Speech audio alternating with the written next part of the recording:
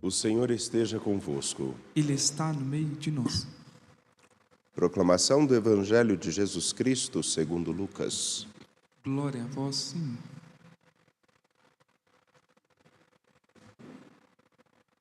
Naquele mesmo dia, o primeiro da semana, 2 dos discípulos de Jesus iam para um povoado chamado Emaús, distante 11 quilômetros de Jerusalém.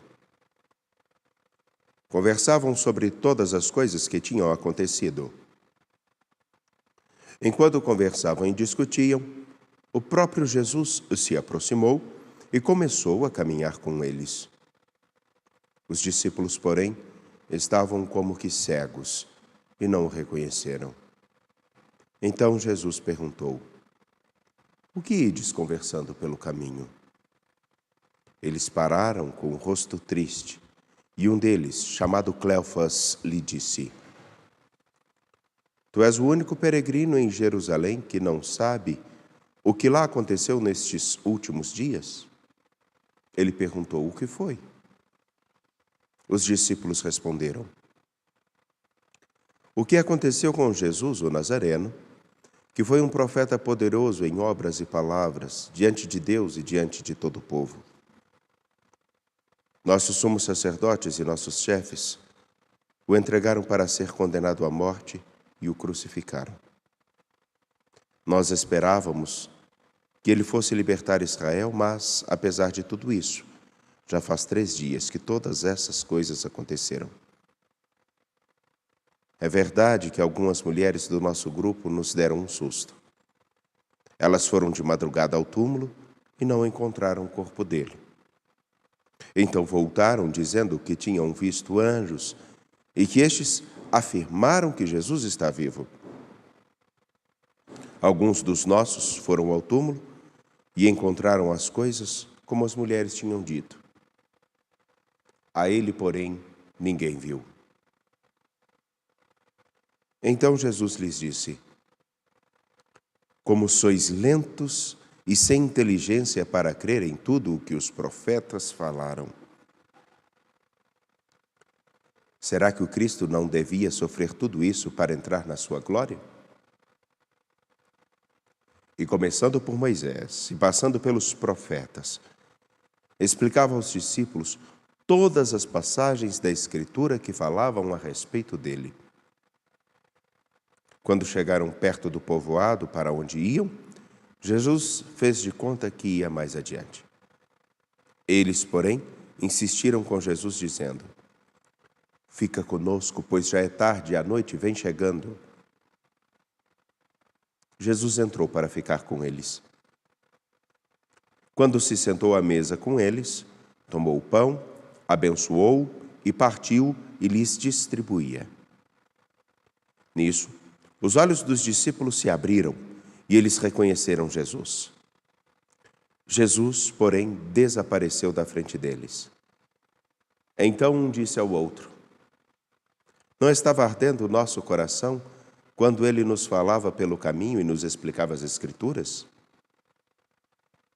Naquela mesma hora, eles se levantaram e voltaram para Jerusalém, onde encontraram os 11 reunidos com os outros. Estes confirmaram: "Realmente o Senhor ressuscitou e apareceu a Simão." Então, os 2 contaram o que tinha acontecido no caminho e como tinham reconhecido Jesus ao partir o pão. Palavra da salvação. Glória a vós, Senhor. A todos que nos acompanham pela TV Horizonte, pela Rádio América e também pelo nosso canal no YouTube Mãe Piedade, os quais, no canal do YouTube, eu peço que dê o seu like, que nos ajudará bastante. Nesta quarta-feira, extensão do domingo, na oitava da Páscoa, escutamos o relato de Atos dos Apóstolos, capítulo 3, 1 a 10. E me perdoem, serei bem objetivo, tomando o capítulo 3, versículo 7 de Atos dos Apóstolos, de modo bem direto. Pedro e João, indo ao templo, vêm e se encontram com esse homem paralítico na Porta Formosa. Aquele que queria receber uma moeda, aquele que queria receber as migalhas, aquele que queria receber qualquer coisa, e que provavelmente nem olhava para quem o pedia, porque é interessante, o pedido de esmola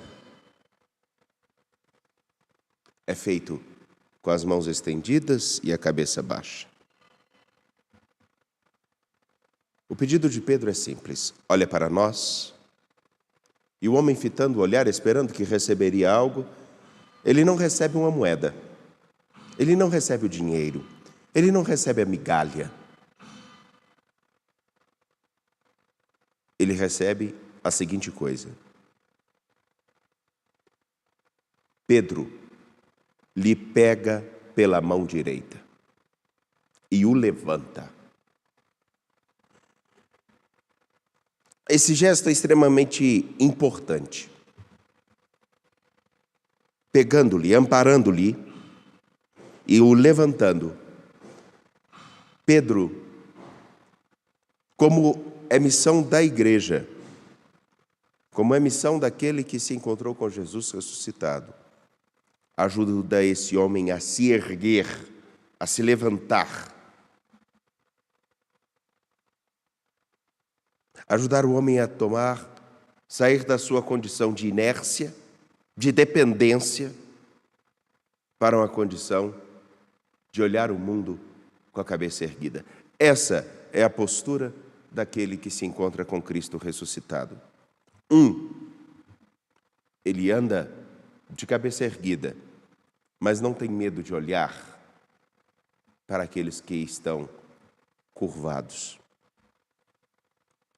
Ajuda a erguer, porque é o mesmo movimento que nosso Senhor faz conosco. Nos ajuda a ficarmos de pé. Diante de tudo que possamos enfrentar, algumas vezes até as mesmas coisas que já enfrentamos no passado, é necessário, escutando a Ele, nosso Senhor, ou a igreja que continua a falar a palavra dEle, a deixar ecoar a palavra dEle, escutá-la, mas ficar de pé. Ficar de pé, mais do que uma postura física. Ficar de pé significa uma condição diante da vida, que ela tem as suas tristezas, mas ela tem as suas alegrias. Ficar de pé significa tomar a postura daqueles que têm a responsabilidade, aqueles que sabem o valor da própria e da história dos outros. Ficar de pé é ter a capacidade de olhar para o mundo, não com medo, mas com o coração aberto, a mente atenta e o corpo à disposição para fazer o que é necessário. Fazer o que é necessário. E no tempo presente, a necessidade que temos não é de fazermos discursos sobre X ou Y, ou aqueles discursos tristemente emocionais que não ajudam as pessoas a darem passos na vida. Pelo contrário, cresce a tendência de se falar do Evangelho, de nosso Senhor Jesus Cristo, numa modalidade em que mantenha as pessoas numa condição de dependência. Alguns vinculam as pessoas às suas figuras para que possam ter uma maior segurança. É quase que uma construção de dependência psicorreligiosa. Bom, nosso Senhor Jesus Cristo, na narrativa de Lucas, capítulo 24, versículos 13 a 35, que nós teremos a oportunidade de nos debruçar um pouco mais à frente, ao se encontrar com seus discípulos, dá a eles uma condição singular. Diz o versículo 33, naquela mesma hora em que eles percebem que o peregrino que caminhava com eles e que eles não tinham reconhecido era Jesus, na mesma hora em que o reconhecem, eles se levantam e voltam para Jerusalém para estar com a comunidade dos discípulos de Jesus. Isso é precioso, porque no tempo presente, o que vemos crescer é literalmente uma narrativa de Jesus que justifique, discursos que justificam a nossa indiferença, o nosso individualismo, o nosso fechamento, a nossa não vinculação a uma comunidade, a um grupo de pessoas que realmente experimentaram Jesus e percebem que a sua missão não é simplesmente usufruir de Jesus ou do que se diz dele, mas pelo contrário. Os discípulos, no versículo 33 do capítulo 24 de Lucas, levantam-se, voltam para Jerusalém, porque eles são corresponsáveis por fazer com que o Evangelho chegue a todas as pessoas. São corresponsáveis por deixar com que a notícia do ressuscitado faça com que outros permaneçam de pé. E, infelizmente, numa cultura onde cada um é por si e Deus é por ninguém, num tempo onde cada um só quer saber de suas próprias vontades, inclusive aqueles que se dizem religiosos,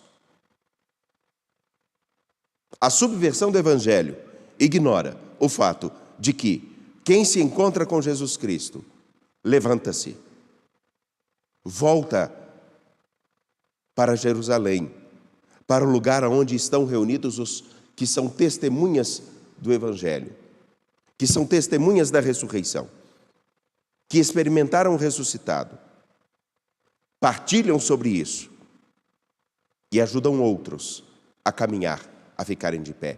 E o porquê eu digo isso? Porque o Evangelho de Lucas não só foi escrito antes de Atos dos Apóstolos, mas ele foi escrito por São Lucas. E é muito interessante que na mesma obra, São Lucas coloque estes dois discípulos que estavam acabrunhados, voltando para o seu lugarzinho, buscando viver a sua vidinha, do jeito que lhes era mais confortávelzinho, ficando indiferentezinhos a tudo que acontecia, coisa que não acontece no tempo presente. Não é verdade? Eles então escutam e experimentam o ressuscitado, continuam a caminhar e mais à frente, lá no capítulo 3, na sequência da obra lucana, em Atos dos Apóstolos, 2 discípulos, novamente 2, caminhando, fazem com que outra pessoa fique de pé. Ajudam outro a se levantar, pela força do testemunho do ressuscitado. No tempo presente, nós estamos tão preocupados com milagres, com tantas coisas exorbitantes, que nos esquecemos do básico. Ser testemunha de Jesus Cristo é, em primeiro lugar, ajudar os outros a olharem nos olhos, a ficarem de pé e a darem passos para a vida plena e não para a dependência em nós ou em qualquer outra coisa. Tristemente, precisamos, urgentemente, renovar em nós a força do ressuscitado. Que Ele, neste domingo que se estende ao longo dessa semana, possa encontrar espaço no nosso cotidiano para que, como esses 2 peregrinos de Lucas, capítulo 24, percebamos a sua presença. Porque se não estivermos percebendo sua presença, qualquer coisa que nós falarmos, se nós não estivermos vinculados à fidelidade ao seu Evangelho, qualquer coisa que fizermos, se nós não estivermos comprometidos com o que Ele nos ensinou e nos ensina a igreja, qualquer coisa que vestirmos ou qualquer coisa que realizarmos, poderá simplesmente ser uma fachada. Que o Senhor nos ajude a caminhar e a fazer caminhar. Sobre o altar, apresentemos o pão e o vinho.